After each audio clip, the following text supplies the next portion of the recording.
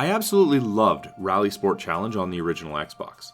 The 4-player split-screen mayhem felt great for an arcade-style racer that you could just grab and play without needing much knowledge in terms of how the cars worked or what you needed to do before each race. I miss those days. They are basically gone due to games like Gran Turismo, Forza, and even the Dirt series moving the genre towards a more simulation style.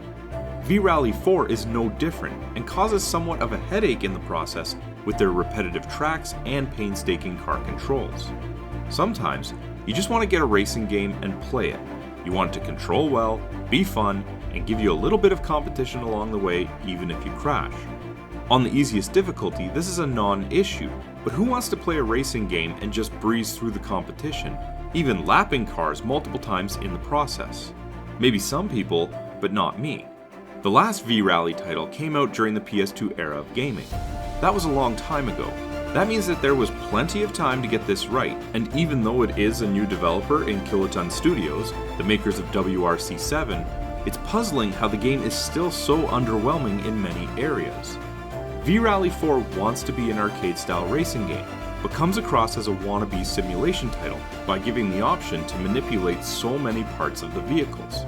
The realism in which a vehicle makes its way around the track is so different from car to car that frustration can set in when doing a 6-lap race.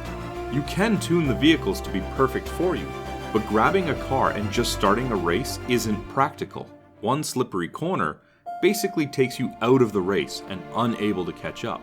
Speaking of courses, there are 22 tracks to race around, and for some reason this feels low. Don't get me wrong, it must take a while to develop the tracks from scratch, but there are games out there that have a lot more options than this. Campaign mode allows you to get lost in menus, choosing between events and where to spend your money. Whether that's on hiring engineers, agents, or purchasing new vehicles and upgrades. There is nothing original about the flow compared to other games. Find a race, try and win it so that you can accumulate money in order to find yet another race. The various modes within the game make the package a little more enticing, but once again have been explored in other titles before.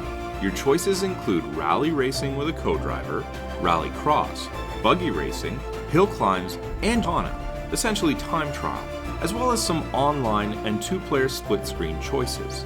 I would recommend sticking with the co-driver rally races because they offer the most in terms of course variants. There are over 50 vehicles in V-Rally 4, which is impressive, but it is not the number of cars that players should be focusing on. The issue at hand is the mechanics for driving these cars. I'm not convinced that there was a lot of polish put into the development of each vehicle's systems. If this was truly an arcade-style racing game, then the difficulty wouldn't be exponentially harder when one slip-up happens.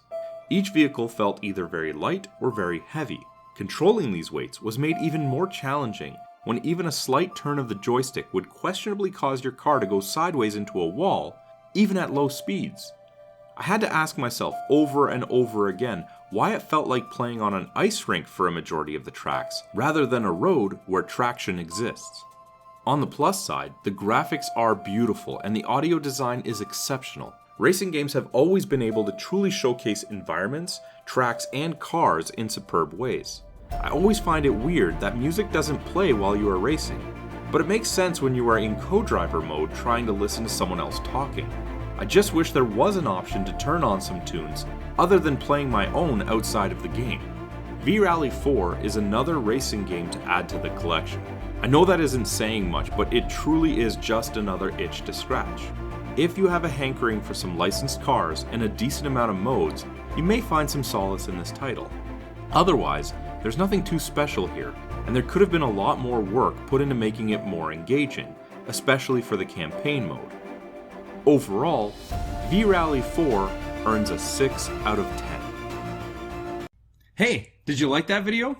If you did, be sure to let us know by clicking the like button and leaving a comment.